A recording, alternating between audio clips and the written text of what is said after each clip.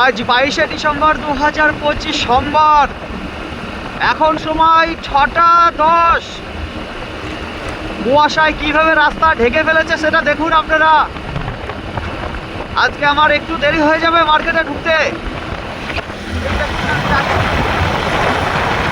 অসম্ভব ঠান্ডা পড়েছে।